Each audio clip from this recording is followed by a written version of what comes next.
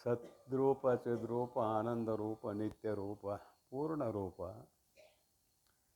ಇವು ಆತ್ಮನ ಲಕ್ಷಣಗಳು ಅಂತ ಹೇಳ್ಕೊಂಡು ಬಂದೀವಿ.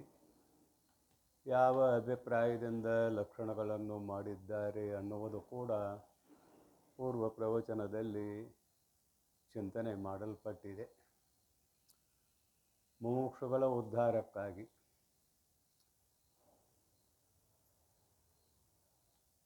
ಈ ಶರೀರ ಜಡ, ದುಃಖ, ಅನಿತ್ಯ, ಪರಿಚ್ಛನ್ನ, ಇದುವೇ ನಾನೆಂದು ತಿಳಿದುಕೊಂಡಿರುವ ಮುಮುಕ್ಷುಗಳ ಅಜ್ಞಾನವನ್ನು ನಿವಾರಣೆ ಮಾಡುವುದಕ್ಕಾಗಿ ಸತ್ ಚಿತ್ತ ಆನಂದ ನಿತ್ಯ ಪೂರ್ಣ ಅಂತ ಆತ್ಮನಲ್ಲಿ 5 ಲಕ್ಷಣಗಳನ್ನು ಕಲ್ಪಿಸಿಕೊಂಡಿದ್ದೇವೆ.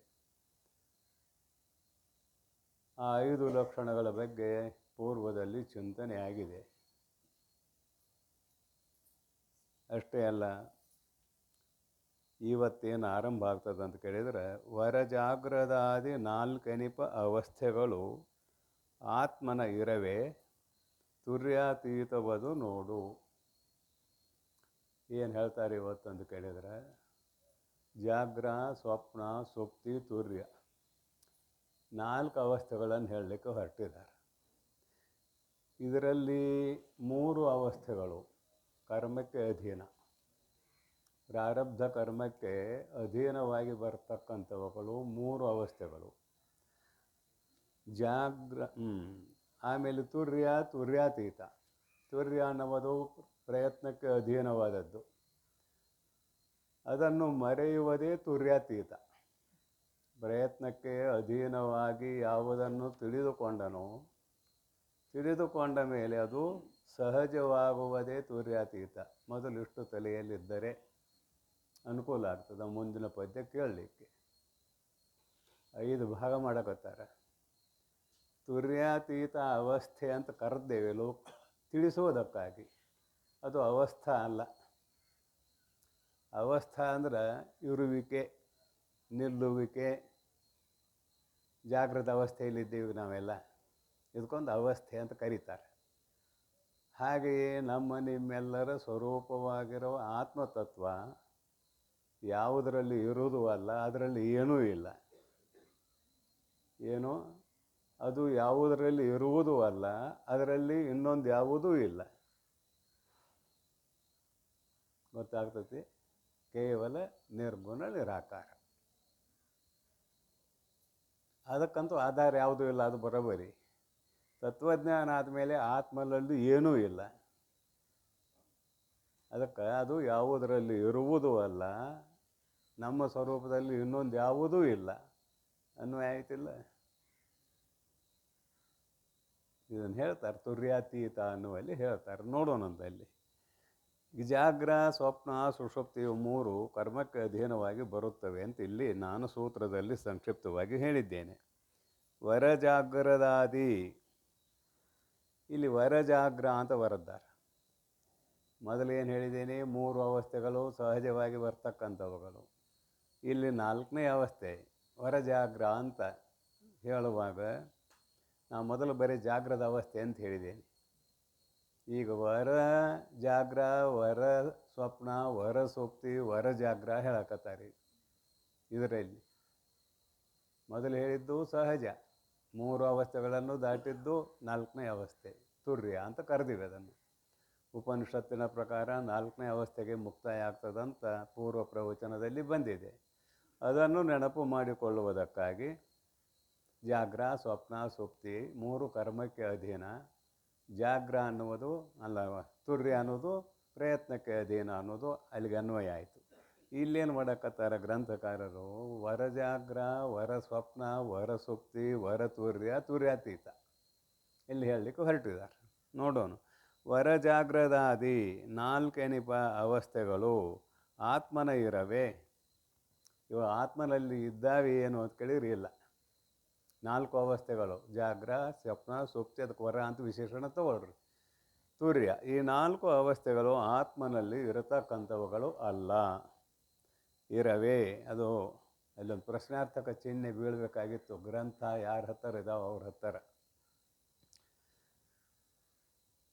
ಆತ್ಮನಿರವೇ ಅನ್ನುವಲ್ಲಿ ಪ್ರಶ್ನಾರ್ಥಕ ಚಿಹ್ನೆ ಹಾಕಬೇಕಾಗಿತ್ತು. ಇವು ಆತ್ಮನಲ್ಲಿ ಇರ್ತಕ್ಕಂಥವುಗಳೇನು ಅಂತ ಕೇಳಿದ್ರೆ ಇಲ್ಲ ಅಂತ ಅದಕ್ಕೆ ಉತ್ತರ. ತಿಳಿದು ನೋಡು, ತುರ್ಯಾತೀತವದು. ವಿಚಾರ ಮಾಡಿ ನೋಡು, ಆತ್ಮಸ್ವರೂಪವನ್ನು ವಿಚಾರ ಮಾಡಿ ನೋಡು, ತುರ್ಯಾತೀತವು ಅದು. 4 ಅವಸ್ಥೆಗಳ ಆಚೆಗೆ ಅದರ ಸ್ವರೂಪ ಇರುವಂಥದ್ದು ಅಂದರೂ ಅಪರಾಧ ಆದೀತು. ಮೊದಲಿಲ್ಲಿ ಏನಂಗಾರ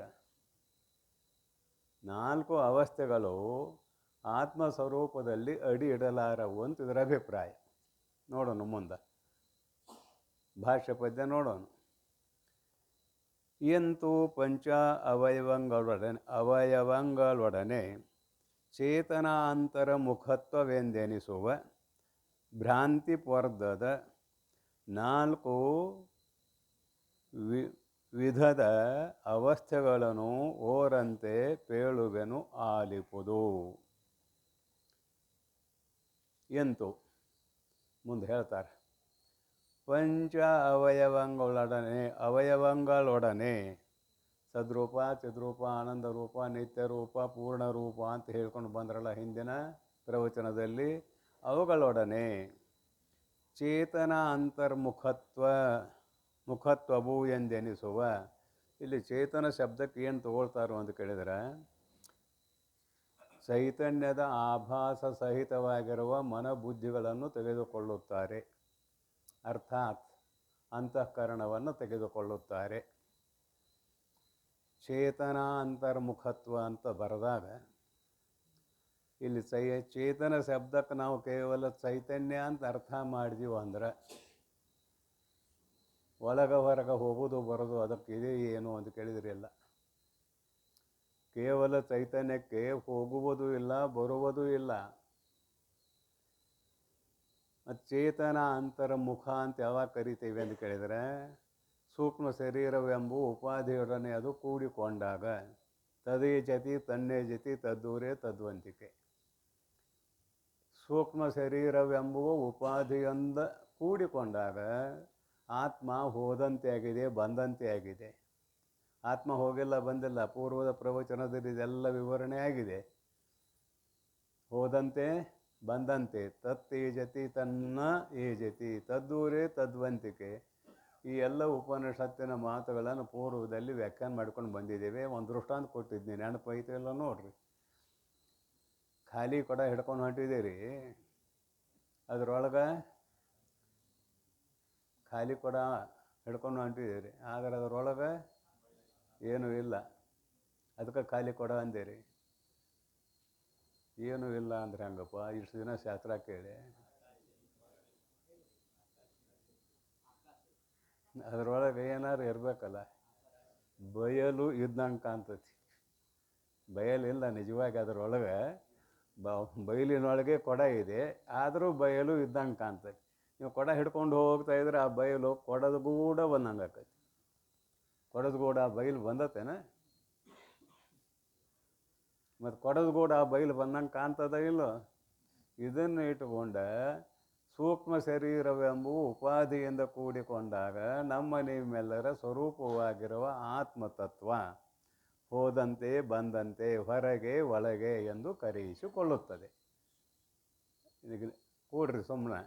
ಈಗೇನಂದ್ರೆ ಚೇತನ ಅಂತರ್ಮುಖ ಅಂತ ಹೇಳ್ತಾರೆ, ಅದಕ್ಕೆ ಹೇಳಕ್ಕೆ ಹೊರಟಿದ್ದೇನೆ, ಮತ್ತೇನಿಲ್ಲ. ಇದೊಂದು ಶಬ್ದ ನೋಡ್ರಿ.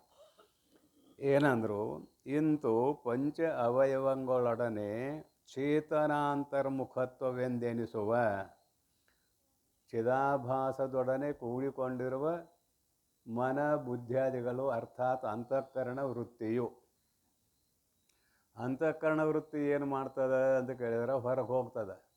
ನೇತ್ರೇಂದ್ರಿಯ ದ್ವಾರ ರೂಪದ ಕಡೆಗೆ ಹೋಗ್ತದೆ, ಶ್ರೋತ್ರೇಂದ್ರಿಯ ದ್ವಾರ ಶಬ್ದದ ಕಡೆಗೆ ಹೋಗ್ತದೆ, ರಸನೇಂದ್ರಿಯ ದ್ವಾರ ರಸದ ಕಡೆಗೆ ಹೋಗ್ತದೆ, ಘ್ರಾಣೇಂದ್ರಿಯ ದ್ವಾರ ಸುಗಂಧ ದುರ್ಗಂಧಗಳ ಕಡೆಗೆ ಹೋಗ್ತದೆ, ತ್ವಗೇಂದ್ರಿಯ ದ್ವಾರ ಸ್ಪರ್ಶ ಸುಖಕ್ಕೆ ಹೋಗ್ತದೆ.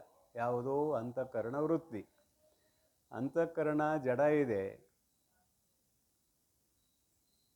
ಅಪಂಚೀಕೃತ ಪಂಚಭೂತಗಳಿಂದ ನಿರ್ಮಾಣವಾದದ್ದು ಅಂತಃಕರಣ.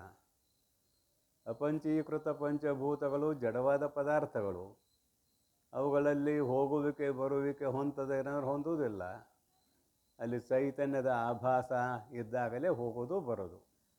ಎಷ್ಟು ಪೂರ್ವದಲ್ಲಿ ಹೇಳಿದಂತೆಯೇ ಇಲ್ಲಿ ಮತ್ತೊಮ್ಮೆ ಸ್ಮರಣೆ ಅಷ್ಟೇ, ಏನಲ್ಲ. ಈಗ ಚೇತನ ಅಂತರ್ಮುಖ ಅಂತ ಬರೋದ್ರಿ ಅವರು. ಇದು ಪ್ರಯತ್ನಕ್ಕೆ ಅಧೀನ. ಸಹಜವಾಗಿ ನಮ್ಮ ಅಂತಃಕರಣ ವೃತ್ತಿ ಹೊರಗೆ ಹೋಗ್ತದೆ. ಅಲ್ಲೇ ನಾವು ಪ್ರಯತ್ನ ಮಾಡಬೇಕಾಗಿಲ್ಲ. ಏನು ಪ್ರಯತ್ನ ಮಾಡ್ತೀರೋ? ಶ್ವಾಸೋಚ್ಛ್ವಾಸ ರೂಪ ಹೇಗಿದೆ, ಉಸಿರಾಡೋದು ಏನು ಪ್ರಯತ್ನ ಮಾಡಿದ್ದೀರಿ? ಅಸಹಜವಾಗಿ ತನ್ನಷ್ಟಕ್ಕೆ ತಾನು ನಡೆದಿದೆ. ಹಂಗೆ ಕಣ್ಣ ರೂಪ ನೋಡ್ತದೆ, ಕಿವಿ ಶಬ್ದ ಕೇಳ್ತದೆ, ಕೈಗಳು ಕುಡಿದು ತೊಗೊಳೋದು ಮಾಡ್ತವೆ, ಕಾಲುಗಳು ಅಡ್ಡಾಡ್ತವೆ. ಅಲ್ಲೇನು ಪ್ರಯತ್ನದ ಅವಶ್ಯಕತೆ ಇಲ್ಲ. ಇಲ್ಲಿ ಪ್ರಯತ್ನದ ಅವಶ್ಯಕತೆ ಇದೆ. ಮನಸ್ಸು ಒಳಗೆ ಹಾಕಿ, ಇಂದ್ರಿಯಗಳನ್ನು ಒಳಗೆ ತಗೋ. ಇಂದ್ರಿಯಗಳನ್ನು ಶಮ ದಮ ಹೇಳ್ಕೊಂಬಂದಾರಲ್ಲ. ಶಮ ಅಂದ್ರೆ ಅಂತರೇಂದ್ರಿಯವಾಗಿರುವ ಮನಬುದ್ಧಿಯಾದಿಗಳ ನಿಗ್ರಹ, ದಮ ಅಂದ್ರೆ ಬಹಿರೇಂದ್ರಿಯಗಳ ನಿಗ್ರಹ. ನಿಗ್ರಹ ಅಂದ್ರೆ ಏನು? ಅಂತರ್ಮುಖ ಮಾಡೋಂಥದ್ರ ಅರ್ಥ. ಪ್ರಕೃತಿಂ ಯಾಂತಿ ಭೂತಾನಿ ನಿಗ್ರಹ ಕಿಂ ಕರಿಷ್ಯತಿ.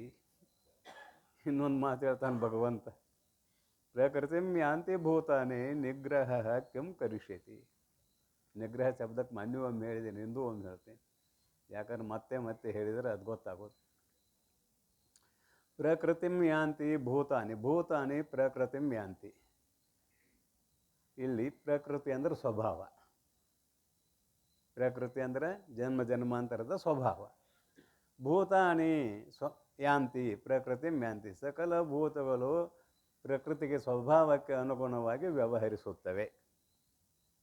ನಿಗ್ರಹ ಕಿಂ ಕರಿಷ್ಯತಿ. ಅಲ್ಲಿ ಇಂದ್ರಿಯಗಳನ್ನು ನಿಗ್ರಹ ಮಾಡುವಂತಾರೆ. ನೋಡೋದು ಕಣ್ಣಿನ ಸ್ವಭಾವ, ಕೇಳೋದು ಕಿವಿಯ ಸ್ವಭಾವ, ಮಾತನಾಡೋದು ಬಾಯಿ ನಾಲಿಗೆ ಎರಡೂ ಕೂಡಿದ್ರ ಸ್ವಭಾವ, ಕೊಡೋದು ತಗೊಳ್ಳೋದು ಕೈಗಳ ಸ್ವಭಾವ. ಇದರಂತೆ ಕಾಲುಗಳು ಅಡ್ಡಾಡೋದು ಅವುಗಳ ಸ್ವಭಾವ. ನಿಗ್ರಹ ಮಾಡೋದ್ರೆ ಹೆಂಗೆ ಆಗ್ತದೆ? ಏನು ಕಣ್ಣು ಕಟ್ಕೊಳ್ಳೋದು, ಕಿವಿಯಾಗ ಅರಳಿ ಹಾಕ್ಕೊಳ್ಳೋದು, ಕೈಗೆ ಬೇಡಿ ಹಾಕ್ಕೊಳ್ಳೋದು, ಏನು ಮಾಡೋದು? ನಿಗ್ರಹ ಮಾಡೋದ್ರೆ ಏನು ಮಾಡೋದು? ಗೀತಾಚಾರ್ಯ ಹೇಳ್ತಾನೆ ಈ ಮಾತನ್ನು. ನಿಗ್ರಹ ಕಿಂ ಕರಿಷ್ಯತಿ.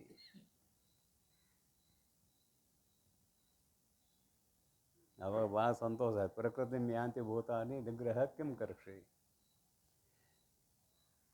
ಇಂದ್ರಿಯಸ್ಯೇಂದ್ರಿಯಸ್ಯಾರ್ಥೆ ರಾಗದ್ವೇಷವು ವ್ಯವಸ್ಥಿತವು. ಮೊನ್ನೆ ಹೇಳಿದ್ದೇನೆ ಇದನ್ನು. ಇಂದ್ರಿಯಸ್ಯ ಇಂದ್ರಿಯಸ್ಯ ಅರ್ಥೆ ರಾಗದ್ವೇಷವು ಪಂಥಿನವು. ರಾಗ ಮತ್ತು ದ್ವೇಷ ಈ ಎರಡನ್ನು ತೆಗೆದು ಏನು ಬೇಕಾದ ನೋಡು, ಬೇಕಾದ ಕೇಳ, ಬೇಕಾದ ಹೇಳು, ಬೇಕಾದ ನೋಡು. ರಾಗನೂ ಬೇಡ, ಅಲ್ಲಿ ದ್ವೇಷನೂ ಬೇಡ. ಕೇಳುವಲ್ಲಿ ರಾಗ ಬೇಡ, ದ್ವೇಷ ಬೇಡ. ಮಾತನಾಡುವುದರಲ್ಲಿ ರಾಗ ಬೇಡ, ದ್ವೇಷ ಬೇಡ. ಪ್ರತಿಯೊಂದು ಇಂದ್ರಿಯಗಳ ವ್ಯವಹಾರದಲ್ಲಿ ಎರಡು ತೆಗೆದಿಟ್ಬಿಡು. ಒಂದು ರಾಗ, ಒಂದು ದ್ವೇಷ. ಎರಡು ತೆಗೆದಿಟ್ರೆ ಅಲ್ಲೇ ಪುಣ್ಯವೂ ಉಂಟಾಗೋದಿಲ್ಲ, ಪಾಪವೂ ಉಂಟಾಗೋದಿಲ್ಲ. ಇಲ್ಲ, ಅಲ್ಲಿ ಹುಗ್ಗಿ ಮಾಡಕತ್ತಾರೆ, ದಾಟಿ ಬಂದೀವಿ. ಹುಗ್ಗಿ ಸುವಾಸನೆ ಇದಕ್ಕೆ ಬಿಡುವುದಲ್ಲ, ಘ್ರಾಣೇಂದ್ರಿಯಕ್ಕೆ ಬಿಡುದ ಸ್ವಭಾವ. ಹಾಗೆ ಬೆಲ್ಲ ಹಾಕಿ ಏನೇನೋ ಅಡುಗೆ ಮಾಡ್ತಾರೆ ಹೆಣ್ಮಕ್ಳು. ಬೆಲ್ಲ ಹಾಕಿ ಏನೇನೋ ಅಡುಗೆ ಮಾಡ್ತಾರೆ. ಕಡುಬು ಅಂತಾರೆ, ಹೋಳಿಗೆ ಅಂತಾರೆ, ಗಾರ್ಗೆ ಅಂತಾರೆ, ಪಾಯಸ ಅಂತಾರೆ, ಇನ್ನೂ ಏನೇನೆಲ್ಲ ಹೆಸರು ಹೇಳ್ಕೊಡ್ರಿ. ಅಡುಗೆ ಬಗ್ಗೆ ಅಷ್ಟು ಪರಿಚಯ ಇದ್ದವ್ರು ಉಂಡಿದ್ರೆ. ಆ ಎಲ್ಲ ಪದಾರ್ಥಗಳಲ್ಲಿ ಹಾಸು ಹೊಕ್ಕಾಗಿರುವುದು ಯಾವುದು ಅಂದ್ರೆ ಬೆಲ್ಲ. ಆ ಬೆಲ್ಲವನ್ನು ತೆಗೆದುಬಿಡ. ಹುಗ್ಗಂತ ಯಾವುದಕ್ಕಂತಿ, ಹೋಳಿಗಂತ ಯಾವುದಕ್ಕಂತಿ, ಕಡುಬಂತ ಯಾವುದಕ್ಕಂತಿ, ಗಾರಿಗಂತ ಯಾವುದಕ್ಕಂತಿಯಪ್ಪ ಅಂದ್ರೆ ಯಾವುದಕ್ಕೂ ಅನ್ನಲಿಕ್ಕೆ ಬರೋದಿಲ್ಲ. ಆ ಹೂರಣವನ್ನು, ಬೆಲ್ಲವನ್ನು ತೆಗೆದಂತೆ ರಾಗ ದ್ವೇಷ ಎರಡು ತೆಗೆದು ಪ್ರಪಂಚದಲ್ಲಿ ನೀರು ಯಾರು ಬೇಡ ಅಂತಾರೆ? ಅಲ್ರಿ, ರಾಗ ದ್ವೇಷ ಎರಡು ತೆಗೆದಟ್ಟೆ ನಿನ್ನ ಕೆಲಸ. ಇದುವೇ ಪ್ರಯತ್ನ. ನಾ ಹೇಳಕ್ಕೆ ಹೊಂಟಿದ್ದೀನಿ. ನಿಗ್ರಹ ಅಂದ್ರೇನು? ಇದುವೇ ಪ್ರಯತ್ನ. ಒಳಮುಖ ಮಾಡೋದಂದ್ರೇನು? ಇದುವೇ ಪ್ರಯತ್ನ. ಪ್ರಯತ್ನ ಗೊತ್ತಾಗಬೇಕಲ್ಲ. ಪ್ರಯತ್ನ ಅಂದ್ರೆ ಹೆಂಗೆ? ಇಂದ್ರಿಯಗಳನ್ನ ಹೆಂಗೆ ಒಳಗೆ ಹಾಕೋದು? ಏನು ಹಿಡ್ಕೊಂಡೋಗಿ ಒಳಗೆ ಹಾಕೋದು? ಅದೇನು ಕೈಗೆ ಸಿಗ್ತಾವು? ನಿಗ್ರಹ ಅಷ್ಟೇ. ರಾಗ ದ್ವೇಷ ತೆಗಿ, ಇಂದ್ರಿಯಗಳು ತೆಪ್ಕೊಂಡು ಬೀಳ್ತಾವೆ, ಹೊರಗೆ ಹೋಗೋದೇ ಇಲ್ಲ. ಭಾಳ ಹಿಂದೆ ಒಂದು ಕತೆ ಹೇಳಿದ್ನ, ಅದಕ್ಕೆ ಮತ್ತೊಮ್ಮೆ ನೆನಪು ಮಾಡ್ತೇನೆ. ಕತೆ ಮತ್ತೊಮ್ಮೆ ನೆನಪು ಮಾಡ್ತೇನೆ. ಒಬ್ಬ ಸಾಧು ಸ್ವಯಂಪಾಕಿ. ಸ್ವಯಂಪಾಕಿ ಅಂದ್ರೆ ಗೊತ್ತಾಗತ್ತೇನೆ, ಹಿಟ್ಟು ಭಿಕ್ಷಾ ಬೇಡ್ಕೊಂಬರ್ತಿದ್ದೆ, ಅದನ್ನು ಮುದ್ದೆ ತಿರುಕೊಂಡು ಊಟ ಮಾಡ್ತಿದ್ದವು. ರೊಟ್ಟಿ ಗಿಟ್ಟಿ ಬೇಡ್ತಿರ್ಲಿಲ್ಲ ನಾವು, ಬರೀ ಹಿಟ್ಟಷ್ಟೇ ಬೇಡವು. ಇವತ್ತು ಸಾಯಂಕಾಲ ಮುದ್ದೆ ತಿರುಗಿ ಊಟ ಮಾಡಿಕೊಂಡು ಮತ್ತು ನಾಳೆ 10 ಗಂಟೆಗೆ ಹೋಗ್ಬೇಕು ಅವ್ನು ಊರಾಗ. ಎದ್ದು ಕೂಡಲೇ ಹೋದ್ರೆ ಬೈತಾರೆ, ಕೆಲಸ ಇರ್ತದೆ ಅವ್ರಿಗೂ, ನೀಡೋವ್ರಿಗೆ ಬೈತಾರೆ. 10 ಗಂಟೆಗೆ ಹೋಗ್ಬೇಕು ಅವ್ನು, 10-10:30 ಮೇಲೆ ಹೋಗಬೇಕು. ಬೆಳಿಗ್ಗೆ ಮುದ್ದೆ ಮಾಡ್ಕೊಳ್ಳಿಕ್ಕೆ ಒಂದಿಷ್ಟು ಹಿಟ್ಟು ಇಡ್ತಿದ್ದ ಅವನು ಸ್ಟಾಕ್. ಎಲ್ಲಿದ್ದೀವ? ಒಂದು ಹುಲ್ಲು ಗುಡಿಸಲ್ದಾಗಿದ್ದ, ಅರಮನೆಯಾಗಲ್ಲ. ಅರಣ್ಯದಲ್ಲಿ ಒಂದು ಹುಲ್ಲು ಗುಡಿಸಲ ಹಾಕೊಂಡಿದ್ದವ ಸ್ವಯಂಪಾಕಿ. ಇಲಿ ಹುಡುಕಾಡ್ಕೊಂಡು ಬಂತು, ಹಿಟ್ಟು ತಿಂತಿತ್ತು. ಅಲ್ಲಿಟ್ಟ ಇಲ್ಲಿಟ್ಟ ಏನೇನೋ ಮಾಡಿದ, ದಿನ ತಿಂತಿತ್ತು. ಕೊನೆಗೆ ಮ್ಯಾಲೆ ಕಟ್ಟಿದ. ಹುಲ್ಲು ಗುಡಿಸಲ ಅಂತ ಹೇಳಿದ್ದೇನೆ, ನೆನಪಿಟ್ಕೊಡ್ರಿ, ಅರಮನೆ ಅಲ್ಲ, ಮ್ಯಾಲೆ ಕಟ್ಟಿದ. ಆ ತಟ್ಟಿಗೆ ಕೂಡ ಹೋಗಿ ಇಲಿ ಅದೊಂದಿಟ್ಟು ತೂಗ್ಬಿಟ್ಟು ಕಟ್ಟಿದ್ದವ ಜಿಗಿತಿತ್ತು. ಅದಕ್ಕೆ ಜಿಗಿತಿತ್ತು, ಜಿಗಿದು ಹಿಟ್ಟು ತಿಂದೇ ಬಿಡ್ತಿತ್ತು. ನೀವು ಅಂದ ಸಾಧು ಏನು ಮಾಡೋದು ಇದಕ್ಕೆ ಪರಿಹಾರ? ಒಂದು ಬಿದಿರಿನ ಬಡಿಗೆ, ಒಳ್ಳೆ ಬಿದಿರಿನ ಬಡಿಗೆ ತೊಗೊಂಡ ಅದನ್ನು ಒಡೆದ, ಅದನ್ನು ಬಾರಿಸ್ತಿದ್ದ. ಯಾವಾಗ ಮಕ್ಕೊಂಡಾಕ ಇವು ಎಷ್ಟೊತ್ತು ಬಾರಿಸ್ತಿದ್ದ ಅಷ್ಟೊತ್ತು ಇಲ್ಲಿ ಬರ್ತಿರ್ಲಿಲ್ಲ. ಯಾವಾಗ ನಿದ್ದೆ ಹತ್ತಿತ್ತು ಮತ್ತು ಇಲ್ಲಿ ಬರ್ತಿತ್ತು, ತಿಂತಿತ್ತು ಹೋಗ್ತಿತ್ತು. ಒಂದಿನ ಅವನ ಗೆಳೆಯ ಅಕಸ್ಮಾತ್ ಅಲ್ಲಿ ಬಂದ. ಅವನು ಸಾಧು. ಊಟ ಆಯ್ತು, ಇಬ್ಬರದು ಊಟ ಆಯಿತು, ಮಕ್ಕೊಂಡ್ರು. ಇವದು ಅಭ್ಯಾಸ ಅಲ್ಲ, ಬಡಿಗೆ ತೊಗೊಂಡ ಬಾರ್ಸಕತ್ತ. ಕೇಳಿದ ಅವನು, ಯಾಕೊಬ್ಬ ಬಡಿಗೆ ತೊಗೊಂಡು ಬಾರ್ಸಾಕತ್ತಿ, ಏನು ಕೆಲಸ ನಿಂದು, ನಿದ್ರಿ ಮಾಡಬಾರ್ದ ಅಂದವ. ಮಾರಾಯ, ಹಿಟ್ಟು ತಿನ್ನಕ್ಕೆ ಇಲಿ ಬರ್ತತಿ, ಅದಕ್ಕೆ ಹೊಡಿತೀನಿ ಅಂದ. ಆಯ್ತು ಬಿಟ್ಟು, ನೀ ಎಷ್ಟೊತ್ತು ಹೊಡ್ಯಾವ? ನಿದ್ರೆ ಹತ್ತೋರಿಗೆ ಹೊಡಿತಿ. ನಿದ್ರೆ ಹತ್ತಿದ ಮೇಲೆ ಅದು ಬರೋದ ತಿನ್ನೋದೇ ಅಲ್ಲ, ನಿನ್ನ ಪ್ರಯತ್ನ ಯಾತಕ್ಕಂದ, ಇದು ಸ್ವಭಾವ ಆಗೈತೆ. ಆ ಬಡಿಗೆ ತೊಗೊಂಡು ನಂಗೆ ಬಡಿದಿದ್ರೆ ನಿದ್ರೆ ಹತ್ತೋದಿಲ್ಲ ಅಂದೆವು. ಗೊತ್ತಾಗತ್ತಿಲ್ಲ, ಒಬ್ಬೊಬ್ಬರಿಗೆ ಒಂದೊಂದು ಸ್ವಭಾವ ಆಗಿರ್ತದೆ. ಅದಿದ್ದರೆ ಮುಂದಿನ ಕೆಲಸ, ಇಲ್ದಿದ್ರೆ ಇಲ್ಲ. ಆಯಿತು, ಇದೊಂದಿನ ಬಿಡಿ, ನಾಳೆ ಬಿಡುವಂಕೆ ಅಂತ ಹೇಳ್ದ. ಇಬ್ಬರು ಮಕ್ಕೊಂಡ್ರು ಅಂತ ಇಟ್ಕೊಳ್ರಿ. ಬೆಳಿಗ್ಗೆ ಬಂದು ಸಾಧು ಕೇಳ್ತಾನೆ, ನಿನ್ನ ಹತ್ತಾರ ಇಲ್ಲ ಬಡದ ಬಿಟ್ಟು ಅದು ಇಲ್ಲಿ ಬಂದೇ ಬಿಡ್ತು. ಬಂದ ಕೂಡಲೇ ಜಿಗಿತ್ತು ನೋಡ ಅಂದೇವ. ದೀಪ ಹಚ್ಚ, ನಾವು ದೀಪ ಹಚ್ಚಿದ. ಇಲ್ಲಿ ದೀಪ ಹಚ್ಚಿದ ಹುಲ್ ಕೆಳಗೆ ಓಡ್ತು. ಹಿಂದಿಂದ ಹೋಗಿ ನೋಡಿದ, ಎಷ್ಟೋ ಒಂದು ಕೈ ಮಾರು ದೂರ ಇದೊಂದು ಬಿಲ ಇತ್ತು. ಅದ್ರಾಗ ಹೋಗಿ ಹೊಕ್ಕೊಂತ. ಆಯ್ತು, ಈಗ ಗಪ್ ಮಲ್ಕೊಂಡು ನಾಳೆ ಏನಾರ ಮಾಡೋಣ ಅಂದ. ಮಕ್ಕೊಂಡ್ರಿ ಇಬ್ಬರು. ಆಯಿತು, ಬೆಳಿಗ್ಗೆ ಎದ್ದ, ನೆನತ್ತಾರೆ ಏನರ ಆಟ ಭೂಮಿ ಅಗಿಲಿಕ್ಕೆ ಏನರ ಐತಿ ಏನು ಅಂತ. ಸಣ್ಣ ಗುದ್ಲಿದ್ದು ಅವನ ಹತ್ತಾರ ಗುದ್ಲಿ ಕುರಿಪಿ ಮೊದಲಾದವುಗಳು ಇಟ್ಕೊಂಡಿದ್ದು. ಮತ್ತು ಅರಣ್ಯದಾಗ ಗುಡಿಸ್ಲ ಹಾಕೊಂಡು ಮನುಷ್ಯ ಇವೆಲ್ಲ ಇರುತ್ತಾವೆ. ಯಾಕೋ ಏನು ಮಾಡವ ಅಂತ ಕೇಳಿದೆ. ದಿನ ಮೊದಲಿರೋ ಸಾಧು, ಏನೂ ಇಲ್ಲ, ಇಲ್ಲಿಟ್ಟು ಹೋಗೋ ನಡಿ ಅಂದ. ಯಾಕತ್ತವ, ಯಾಕೆ ಇಲಿ ಕೊಲ್ತಿ ಅನ್ನೋದು ಕೇಳಿದೆವ. ಇಲಿ ಕೊಲ್ಲೋದಿಲ್ಲ. ಮತ್ತು ಯಾಕಾಗೈತಿ? ಅದೇ ಒಳಗೆ ಏನತ್ತು ನೋಡೋಣ ಅಂದ. ಆಯ್ತು, ಒಂದಿಷ್ಟು ದೂರ ಅಗದಿದ್ದ, ಬಿಲ ಮುಗೀತು. ಅಲ್ಲೊಂದಿಷ್ಟು ಚಿಲ್ಲರ್ ರೊಕ್ಕ ಇದ್ವು. ಆ ಚಿಲ್ಲರ್ ರೊಕ್ಕ ತೊಗೊಂಡು ಬಂದುಬಿಟ್ಟಿವ. ಮತ್ತೇನು ಮಾಡಲಿಲ್ಲ, ಇಲಿ ಓಡಿ ಹೋಯ್ತು. ಆ ಚಿಲ್ಲರ್ ರೊಕ್ಕ ತೊಗೊಂಡ ಬಂದ. ಇದೊಂದಿನ ನಾ ಇರ್ತೇನೆ ಅಂದವು. ಇವ್ರು ಯಾರು ಬೇಡ ಅಂತ ಉಳ್ದ. ರಾತ್ರಿ ಮಲ್ಕೊಂಡ್ರು. ಅಲ್ಲಿಗೆ ಬಂದುಬಿಡ್ರಿ, ಕತೆ ಉದ್ದು ಮಾಡೋದು ಬೇಡ, ಬಡಿಬೇಡ ಅಂದ.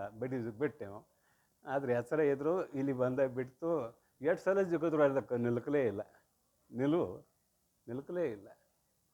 ಜಿಗಿದು ಬೀಳೋದು ಸಾಕಾಗಿ ಹೋಯ್ತು. ಏನು ಮಂತ್ರ ಮಾಡಿದೆ ಅಂತ ಕೇಳಿದೆವ. ಮೊದಲಿರೋ ಸಾಧು, ಮಂತ್ರ ಇಲ್ಲ, ಏನೂ ಇಲ್ಲ. ಅಲ್ಲಿ ಹಣ ಇತ್ತಲ್ಲ, ಅದರಿಂದ ಇಲಿಗೆ ತಾಕತ್ತು ಬಂದಿತ್ತು, ಜಿಗಿದಾಡ್ತಿತ್ತು. ಈಗ ಹಣ ಇಲ್ಲ, ಜಿಗಿದಾಡೋದಿಲ್ಲ. ಯಾವ ಇಲಿ?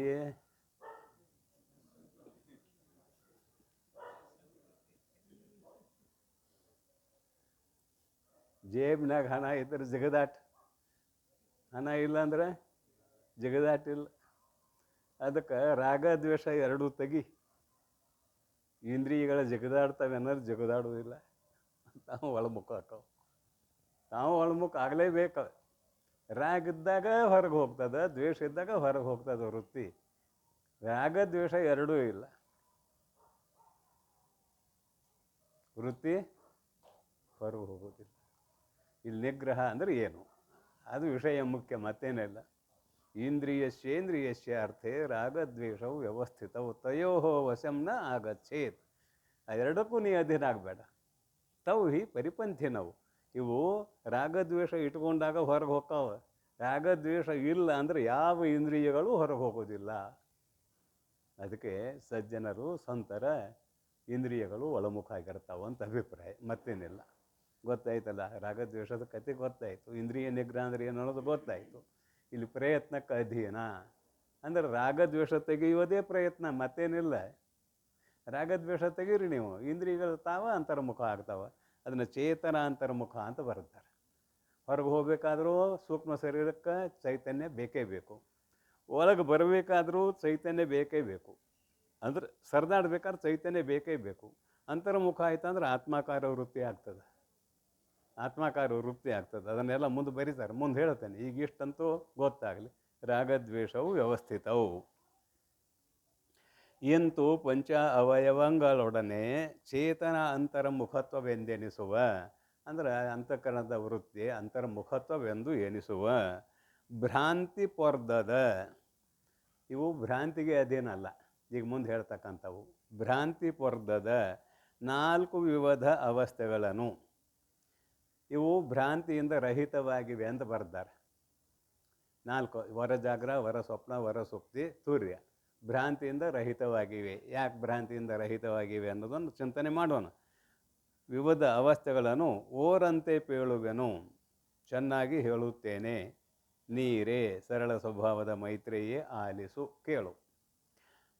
ಇವಕ್ಕೆ ಯಾಕೆ ಭ್ರಾಂತಿ ರಹಿತ ಅಂದರು?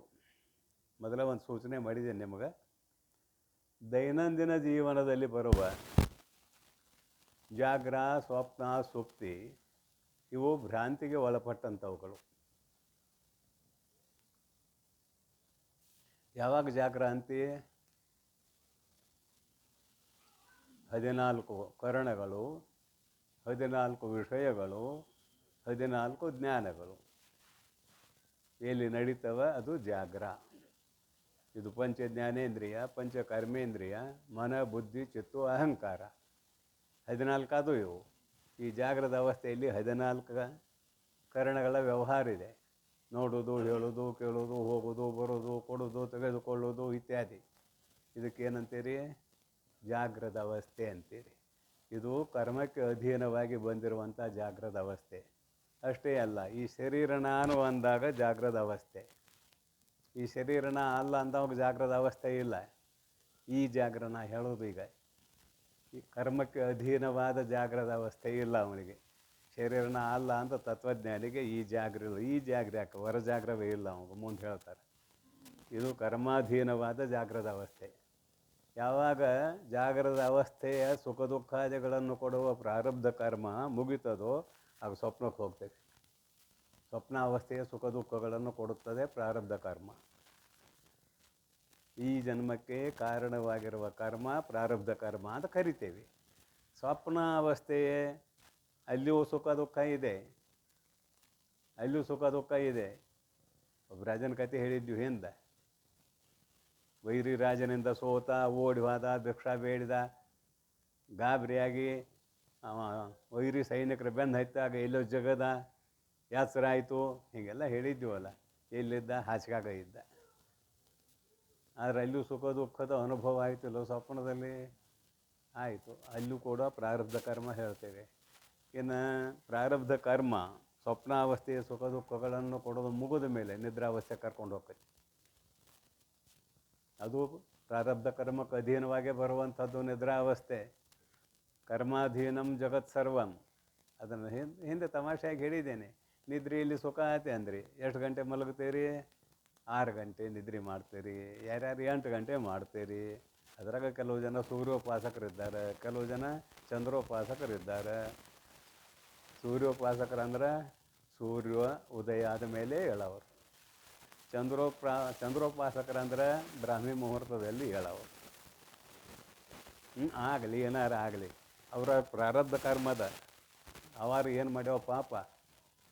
ಬೆಳಿಗ್ಗೆ ಯಾರು 5 ಗಂಟೆ ಕೇಳ್ತಾರೆ ಸಂಸ್ಕಾರ ಉಳ್ಳವರು, ಅಧ್ಯಾತ್ಮ ಚಿಂತನೆ ಉಳ್ಳವರು. ಬೆಳಿಗ್ಗೆ ಯಾರಿಗೆ ಯಾತ್ರೆ ಆಗೋದಿಲ್ಲ, ಅಧ್ಯಾತ್ಮ ಸಂಸ್ಕಾರದಿಂದ ಸ್ವಲ್ಪ ಹೀನಾದವರು. ಇನ್ನೇನರ ಅಡ್ಡುಗೆಡ್ಡು ಬಿದ್ದೀರಿ ಇಲ್ಲಿ. ಯಾಕಂದ್ರೆ ಅದು ಈ ತರ್ಕ ಓದಿದ ಬುದ್ಧಿ ಏನು ಮಾಡ್ತೈತೆ ಅಂದ್ರೆ ಏನರ ಅಡ್ಡು ತರುತ್ತೆ. ಹೇಳ್ತೀನಿ, ಒಬ್ಬೊಬ್ಬರಿಗೆ ಹಣದ ಚಿಂತೆಯಿಂದ ನಿದ್ರೆ ಹತ್ತೋದಿಲ್ಲ ಲಘು. ಭಾಳ ಸಾಹುಕಾರ ಇರ್ತಾರೆ, ಮತ್ತು ಹಣದ ಚಿಂತೆಯಿಂದ ನಿದ್ರೆ ಹತ್ತೋದಿಲ್ಲ ಅಂದ್ರೆ 2 ಗಂಟೆವರೆಗೆ ಆದರೂ ಮಕ್ಕೋದಿಲ್ಲ, ನಿದ್ರೆ ಗುಳ್ಗಿ ತೊಗೊಂಡು ಮಕ್ಕೋತಾರೆ ಅವ್ರದ್ದು ಕತೆ ಕೇಳಿದ್ದೀರಿ ಹಿಂದೆ. ಇಲ್ಲಿ ಒಂದಿಷ್ಟು ಅಪರಾಧ ಇದೆ ಮುಂದೆ, ಅಗದಿ ನಿಕೃಷ್ಟ ಅವಂತೆ. ಶಾಸ್ತ್ರದ ದೃಷ್ಟಿಯಿಂದ ಅಗದಿ ನಿಕೃಷ್ಟ. ಯಾಕೆ? ಅವನ್ನ ಐಶ್ವರ್ಯ ಕಟ್ಟಿ ಹಾಕಿ ಬಿಟ್ಟಿದೆ. ಸತ್ಸಂಗ ಅನ್ನೋದು ಗೊತ್ತಿಲ್ಲ, ಈ ಮಾನವ ಜನ್ಮದ ಮಹತ್ವ ಗೊತ್ತಿಲ್ಲ, ಮತ್ತೇನು ಗೊತ್ತಿದೆ? ಗಳಿಸೋದು ಅಂತ ಗೊತ್ತಿದೆ. ಹೊತ್ಕೊಂಡು ಹೋಗೋದಿಲ್ಲ, ಕರೆ ವ್ಯಾಮೋಹ ಅಷ್ಟು ತುಂಬಿಟ್ಟಿದೆ. ಈ ದೃಷ್ಟಿಯಿಂದ ಅವನು ನಿಕೃಷ್ಟ ಅಂತ ಕರಿತೇವೆ, ಹಣದ ದೃಷ್ಟಿಯಿಂದ ಅವನೇ ದೊಡ್ಡವ. ಭರ್ತೃಹರಿ ಹೇಳ್ತಾನೆ, ಯಶ್ಯಾಸ್ತಿ ವಿತ್ತಂ ಸ ನರಃ ಕುಲೀನಃ. ಊರಾಗ ಯಾರು ದೊಡ್ಡವರು?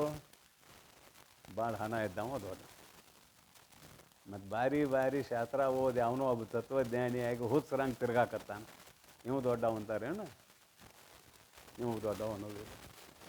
ದೊಡ್ಡವ ಅನ್ನೋದು ಯಾರಿಗೆ ಅಂತ ಕೇಳಿದ್ರೆ, ಯಶ್ಯಾಸ್ತಿ ವಿತ್ತಂ ಸ ನರಃ ಕುಲೀನಃ ಸಪಂಡಿತ ಸಯೈವ ಗುಣಜ್ಞ ಸಯೈವ ವಕ್ತ ಸಚ ದರ್ಶನೀಯ ಸರ್ವೇ ಗುಣಾ ಕಾಂಚನಮ್ಮಾಶ್ರಯಂತಿ ಅಂತ ಬರೀತಾನೆ ಭರ್ತೃಹರಿ.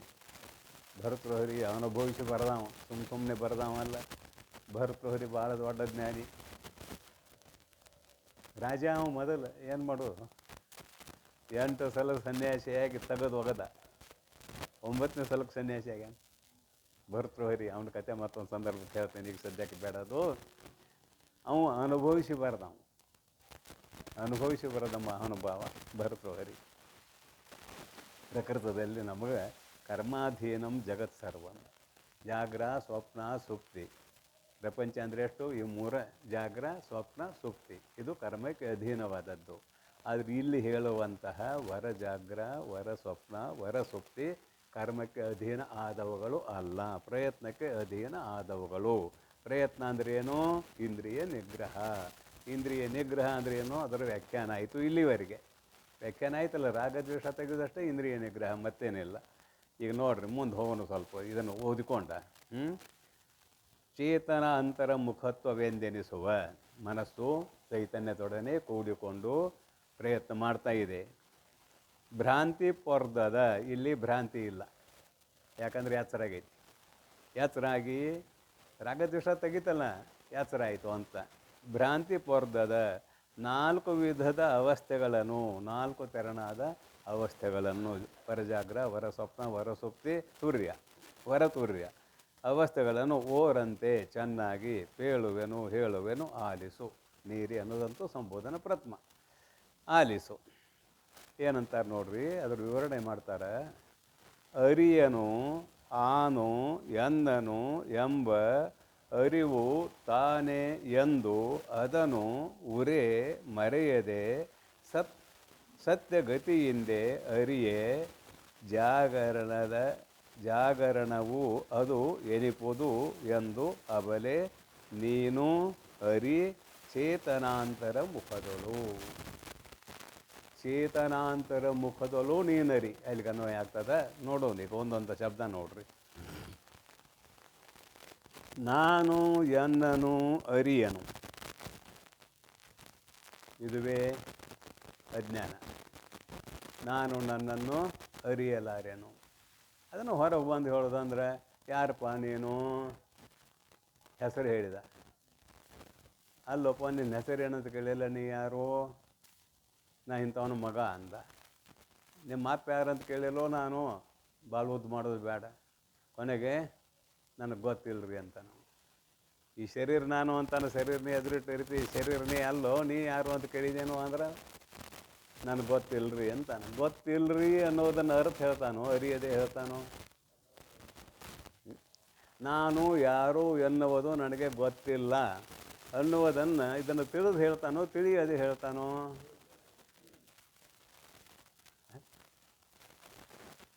ತಿಳಿದು ಹೇಳಬೇಕಲ್ಲ. ಗೊತ್ತಿಲ್ಲ ಅನ್ನೋದನ್ನು ತಿಳಿದು ಹೇಳಬೇಕಲ್ಲ. ನಾನು ನನ್ನನ್ನು ಅರಿಯನು, ಇಲ್ಲಿ ಬರೀತಾರೆ ನೋಡಿ ಶಾಸ್ತ್ರೀಯ ಭಾಷೆಯಲ್ಲಿ. ಅದನ್ನು ನೋಡ್ರಿ. ನಾನು ಎನ್ನನು ಅರಿಯನು ಎಂಬ ಅರಿವು, ನಾನು ನನ್ನನ್ನು ತಿಳಿಯಲಾರನು ಎಂಬುವುದು ಜ್ಞಾನ, ಅರಿವು. ಆ ಅರಿವೇ ತಾನು. ನಾನು ನನ್ನನ್ನು ಅರಿಯಲಾರನು ಎಂಬುವುದನ್ನು ಯಾವುದರಿಂದ ತಿಳಿದೆಯೋ ಅದುವೇ ನೀನು, ಅದು ಜ್ಞಾನ. ಆ ಅರಿವೇ ನೀನು. ಅರಿವು ತಾನೆಂದು ಅದನ್ನು ಮರೆಯದೆ, ಅದನ್ನು ಚೆನ್ನಾಗಿ ಮರೆಯದೆ. ಅರ್ಥಾತ್ ಇಲ್ಲಿ ಶರೀರವು ನಾನಲ್ಲ ಎಂಬುವುದನ್ನು ಚೆನ್ನಾಗಿ ನೆನಪಿನಲ್ಲಿ ಇಟ್ಟುಕೋ, ಮರೆಯದೆ ಸತ್ಯಗತಿಯಿಂದೆ, ಜ್ಞಾನ ಮಾರ್ಗದಿಂದೆ. ಸತ್ಯ ಅಂದರೆ ಜ್ಞಾನ. ಜ್ಞಾನಕ್ಕೆ ಯಾಕೆ ಸತ್ಯ ಅಂತೇವಿ ಅಂದರೆ ಸತ್ಯಂ ಜ್ಞಾನಂ ಅನಂತಂ ಬ್ರಹ್ಮ, ಕೊನೆಗೆ ಹೋಗಿ ಬ್ರಹ್ಮದಲ್ಲಿ ಅದು ಏಕಾಕತಿ ಜ್ಞಾನ. ಲೌಕಿಕ ಜ್ಞಾನ ಬೇರೆ, ವೈದಿಕ ಜ್ಞಾನ, ಶಾಸ್ತ್ರಜ್ಞಾನ ಬೇರೆ. ವೈದಿಕ ಜ್ಞಾನ ಬಿಟ್ಬಿಡೋಣ ಈಗ. ಲೌಕಿಕ ಜ್ಞಾನವನ್ನು ಏನಂತ ಕರೆದಾರೆ ಶಾಸ್ತ್ರಕಾರ ಗೊತ್ತೇನ? ಅಜ್ಞಾನ ಅಂತ ಕರೆದಾರೆ.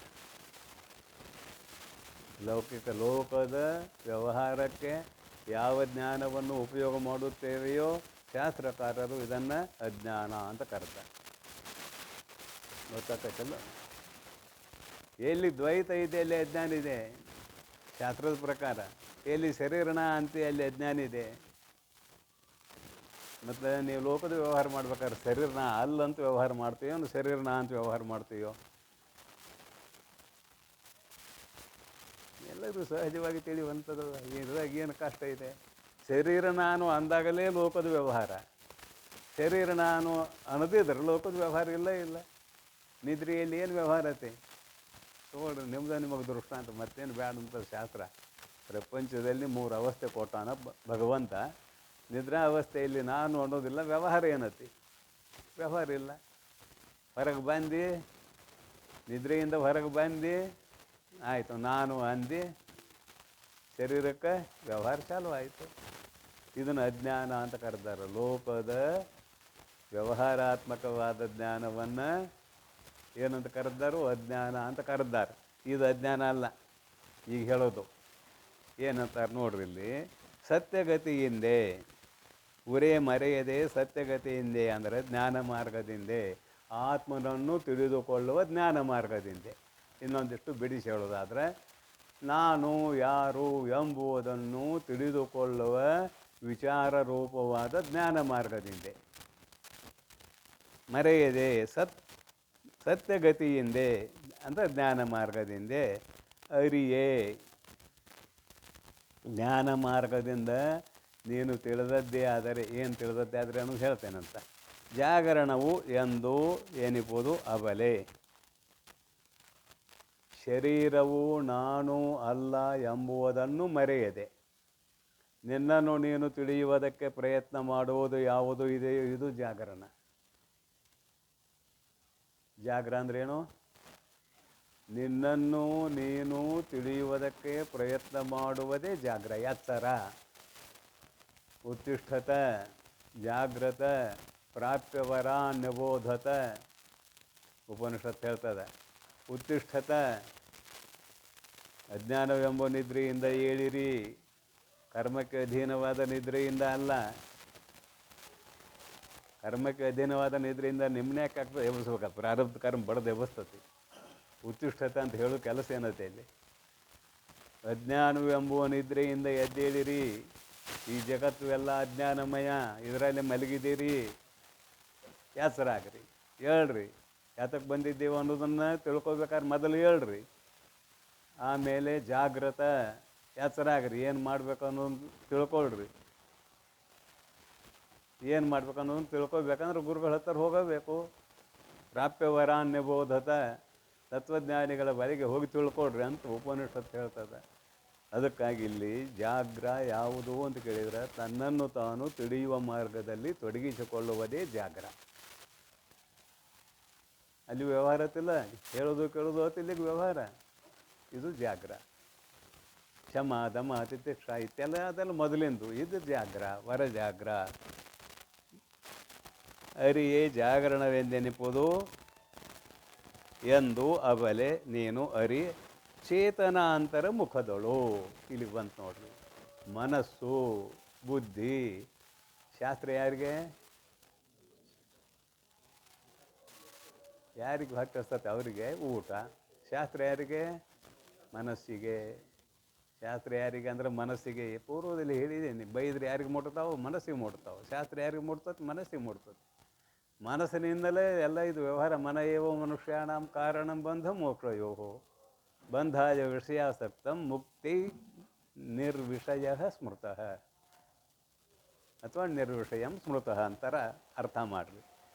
ಅಂದ್ರೆ ಸಕಲ ಎಲ್ಲ ಮನಸ್ಸಿಗೆ ವ್ಯವಹಾರ. ಅದಕ್ಕೆ ಚೇತನ ಅಂತರ ಮುಖದಳು ಅಂದರು.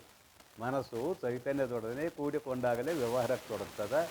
ಆದುದರಿಂದ ಮನಸ್ಸು ರಾಗದ್ವೇಷ ಬಿಟ್ಟು ಅಂದ್ರೆ, ರಾಗದ್ವೇಷ ಮೊದಲು ಮನಸ್ಸಿನಾಗ ಹುಟ್ಟೋದು, ಆಮೇಲೆ ಇಂದ್ರಿಯಗಳಲ್ಲಿ ಅದು ಅನ್ವಯ ಆಗ್ತದೆ, ವಿಷಯಗಳಲ್ಲಿ ಇಂದ್ರಿಯಗಳು ಹೋಗ್ತಾವೆ. ಈಗ ರಾಗದ್ವೇಷ ಎರಡು ತೆಗೆದ್ರೆ ಕೆಲಸ ಏನು ಅಂದ್ರೆ, ನಾನು ಅಂದರೆ ಯಾರು, ನನ್ನ ಸ್ವರೂಪ ಏನು ಅನ್ನುವುದನ್ನು ವಿಚಾರ ಮಾಡಲಿಕ್ಕೆ ಮನಸ್ಸು ತೊಡಗಿಕೊಳ್ಳುವುದೇ ಜಾಗ್ರ. ಜಾಗ್ರ ಅಂದರೆ ಏನು ಅನ್ನೋದು ನೆನಪಿಟ್ಕೊಡ್ರಿ. ಜಾಗ್ರ ಈ ರೀತಿಯಾಗಿ ಜಾಗ್ರದ ಅವಸ್ಥೆಯನ್ನು ಹೇಳಿದರು. ಅರಿಯನು ಆನು ಎನ್ನನು ಎಂಬ ಅರಿವು ತಾನು ಎಂದು ಅದನ್ನು ಉರೇ ಮರೆಯದೆ ಸತ್ಯಗತಿಯಿಂದೇ ಅರಿಯೇ ಜಾಗರಣವದು ಏನಿಪುದು ಎಂದು ಅಬಲೆ ನೀನರಿ ಚೇತನಾಂತರ ಮುಖದಳು. ಒಂದು ನುಡಿ, ಎರಡನೇ ನುಡಿ ಮುಗಿತು. ಮೂರನೇ ನುಡಿ ನೋಡ್ರಿ. ಜಡಭಾವವನ್ನು ಪಿಂಗಿದ ಅರಿವಿನ ಎಚ್ಚರಿನೋಳ್ ಅಜಡ ದೇಹಿಯಾಗಿ ಕಾಣಿಪದು ಕೆಡಲುಳ್ಳದು ಅದರಿಂದ ಖುಷಿ ಎಂದು ತಾನು ಅರಿದೊಡೆ ಕನಸಾಂತರ ಮುಖದಳು ಅರಿದಡೆ ಅದು ಖುಷಿ. ಹೆಂಗೆ ಅನ್ನೋ ನೋಡೋಣ. ಈಗೇನಾಯಿತು? ನಾನು ನನ್ನನ್ನು ಅರಿಯನು ಮೊದಲಿನಿಂದ ತಗೊಳ್ಳೋಣ. ಈಗ ನಾನು ನನ್ನನ್ನು ಅರಿಯನು ಅಂದಾಗ, ನಾನು ಯಾರೋ ನನಗೆ ಗೊತ್ತಿಲ್ಲ ಎಂಬುವುದನ್ನು ನೀನು ತಿಳಿದು ಹೇಳುತ್ತೀಯಲ್ಲ, ಅದು ಅರಿವು. ಆ ಅರಿವು ಏನು ಮಾಡ್ತದೆ ಅಂದರೆ, ಶರೀರನೇ ಆಗೋದಿಲ್ಲ, ಜಡ ಶರೀರಕ್ಕಿಂತಲೂ ನೀವು ಬೇರೆ ಅಂತ ಆಯಿತು. ಈ ಶರೀರ ನಾನು ಅಂದಿದ್ದ ಮೊದಲ ಅಜ್ಞಾನ ಅವಸ್ಥೆಯಲ್ಲಿ ನೀನು ಯಾರು ಅಂತ ಗುರುಗಳು ಕೇಳಿದಾಗ ಒಳಗೆ ಕರ್ಕೊಂಡು ಹೋದರು. ಜಾತಿ ಕುಲ ಗೋತ್ರ ಗಂಡು ಹೆಣ್ಣು ಯಾವುದೂ ನೀನಲ್ಲ, ನೀನು ಯಾರು ಅಂದಾಗ ನನಗೆ ಗೊತ್ತಾಗೋದಿಲ್ಲ ಅಂದಾಗ ಈ ಶರೀರ ಅಲ್ಲಂತ ಆಯ್ತು. ಅಲ್ಲಿ ಈ ಶರೀರವೇ ಅವನು ಅಂತ ತಿಳ್ಕೊಂಡಿದ್ರೆ ನಾನು ಬ್ರಾಹ್ಮಣ ಕ್ಷತ್ರಿಯ ವೈಶ್ಯ ಶೂದ್ರ ಗಂಡು ಹೆಣ್ಣು ಅಂತ ಹೇಳ್ತಿದ್ದ. ಈಗ ಅದನ್ನು ಹೇಳಕ್ಕೆ ಬರೋದಿಲ್ಲ. ಈಗ ಅರಿವಿಗೆ ತಂದಿಟ್ರಮನ್ನ ಜಡಭಾವವನ್ನು ನೀಗಿ ಅರಿವು ಅಂದ್ರೆ ಆತ್ಮಜ್ಞಾನ ಅಂತ ಅರ್ಥ ಮಾಡಬೇಡ್ರಿ. ಈ ಜಡ ಸ್ವರೂಪವಾದ ಶರೀರವು ನಾನಲ್ಲ ಅನ್ನೋ ತಿಳುವಳಿಕೆ ಅವ ಬಂತು ಈಗ ಸದ್ಯಕ್ಕೆ. ಇನ್ನು ಮುಂದೆ ಏನೇನೋ ಕತೆ ಇದೆ. ಇಷ್ಟ ತಿಳಿದ ಮಾತ್ರಕ್ಕೆ ಶಾಸ್ತ್ರ ಮುಗಿಲಿಲ್ಲ. ಅದನ್ನು ಬರೀತಾರೆ ನೋಡ್ರಿ ಇಲ್ಲೇ. ಜಡಭಾವವನ್ನು ಪಿಂಗಿದ, ಜಡಭಾವವನ್ನು ಬಿಟ್ಟಿರುವ ಶರೀರವು ನಾನು ಎಂಬುವ ಭಾವನೆಯನ್ನು ಬಿಟ್ಟಿರುವ ಪಿಂಗಿದ ಅರಿವಿನ ಹೆಸರಿನಳು ನೋಡ್ರಿ ಹೆಂಗೆ ಬರೀತಾರೆ. ಬಿಟ್ಟಿರುವ ಅರಿವಿನ ಹೆಸರಿನಳು. ಅರಿವು ಅಂದ್ರೇನು? ಏನು ಮಾಡಕ್ಕೆ ಬಂದಿದ್ದೆ ಅನ್ನುವುದನ್ನು ತಿಳಿಯುವ ಅರಿಯುವ ಮಾರ್ಗದಲ್ಲಿ ಹೆಸರಾಗ್ಯಾನೀಗ. ತನ್ನನ್ನು ತಾನು ತಿಳಿಯುವುದಕ್ಕೆ ಪ್ರಯತ್ನ ಮಾಡ್ತಾ ಇದ್ದಾನೆ. ಅರಿವಿನ ಹೆಸರಿನಳು ಅಜಡ ದೇಹಿಯಾಗಿ. ಸೂಕ್ಷ್ಮ ಶರೀರಕ್ಕೆ ಏನಂದೇವು ಗೊತ್ತಿಲ್ಲ ನಿಮಗೆ? ಸ್ಥೂಲ ಶರೀರ ಜಡ, ಸೂಕ್ಷ್ಮ ಶರೀರ ಅಜಡ. ಯಾವ ದೃಷ್ಟಿಯಿಂದ? ಸ್ಥೂಲ ಶರೀರದ ದೃಷ್ಟಿಯಿಂದ. ಆತ್ಮನ ಕಡೆ ಹೋದ್ರಿ ಮತ್ತು ಅದು ಜಡ, ಅದನ್ನು ಜಡ ಅಂತ ಕರಿತೇವೆ.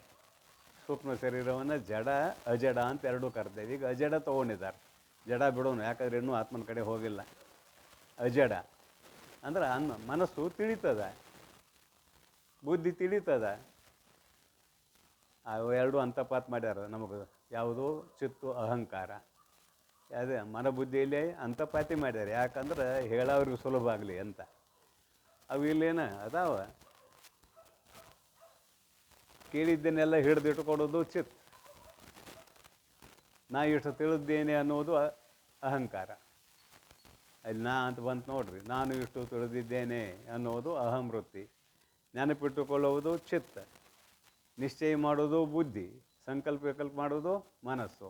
ಇಷ್ಟೆಲ್ಲ ಇವು ಕೆಲಸ ಮಾಡ್ಬೇಕಾದ್ರೆ ಚೈತನ್ಯ ಅಲ್ಲಿ ಇರಬೇಕು ಇರಬಾರ್ದವ. ಚೈತನ್ಯ ಇದ್ದಾಗ ಅವು ಕೆಲಸ ಮಾಡ್ತಾವೆ. ಕರೆಂಟ್ ಇದ್ದಾಗ ಇದೆಲ್ಲ ಬೆಳಕ, ಕರೆಂಟ್ ಇದ್ದಾಗ ಧ್ವನಿವರ್ಧಕ, ಕರೆಂಟ್ ಇಲ್ಲಾಂದ್ರೆ ಇದು ಯಾವುದೂ ಇಲ್ಲ.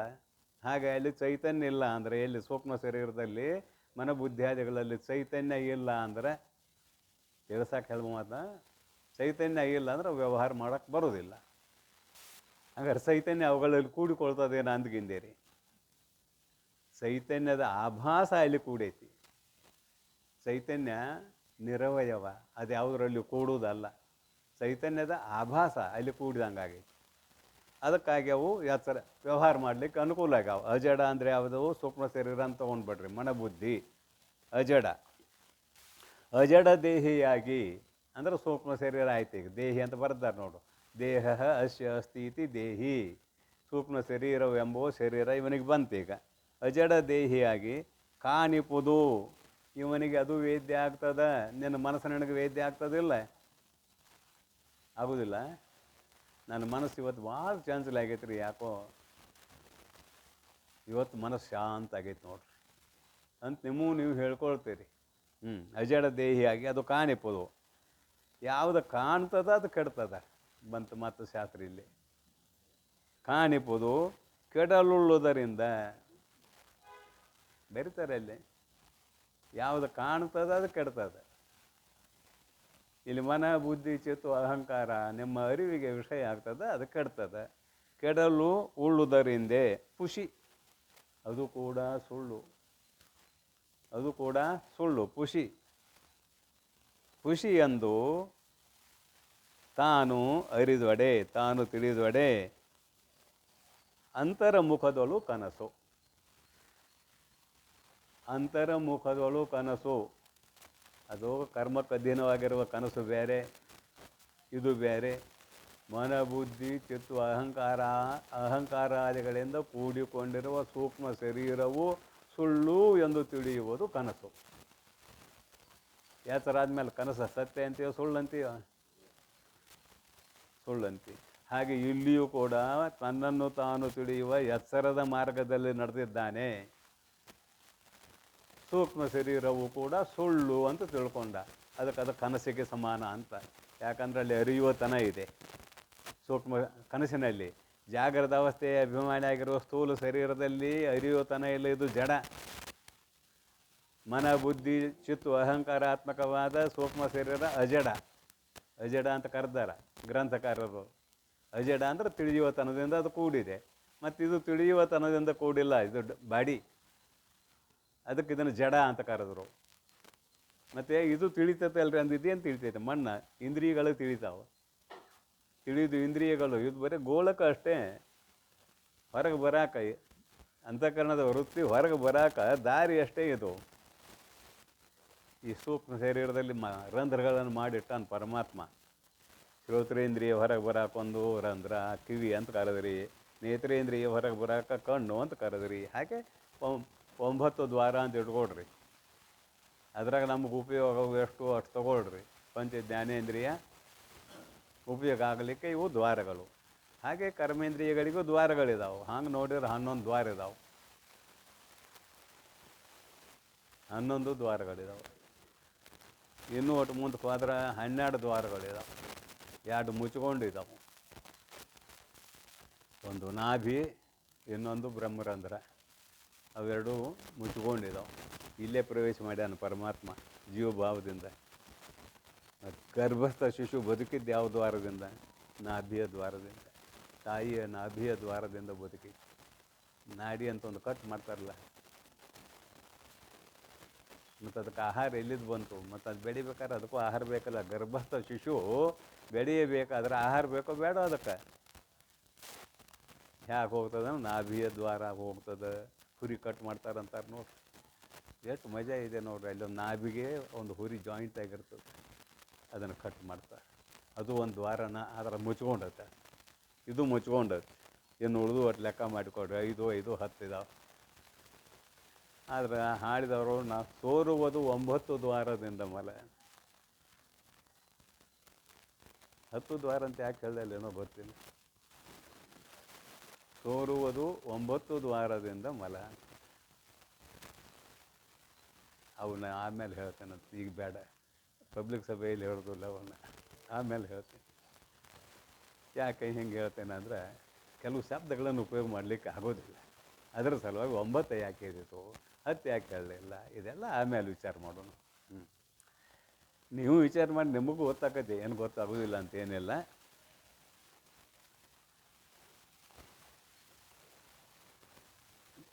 ಆಯಿತು, ಈಗ ಕನಸಾಯಿತು. ಯಾವುದು?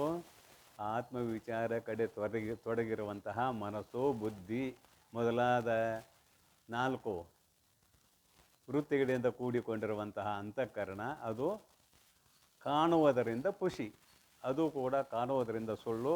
ಹೇಗೆ ಎಚ್ಚರ ಆದಮೇಲೆ ನಿಮ್ಗೆ ಬಿದ್ದಿರುವ ಕನಸು ಸುಳ್ಳು ಅಂತೀರೋ ಹಾಗೆ ಇದು ಕೂಡ ಕನಸು. ಇದನ್ನು ಸ್ವಪ್ನ ಅಂತ ಕರೆದಾರ. ಇದು ಸ್ವಪ್ನ ಆಯಿತು. ಇನ್ನು ಮುಂದಿನ ನುಡಿ ಏನು ಹೇಳ್ತದೆ ನೋಡೋಣ.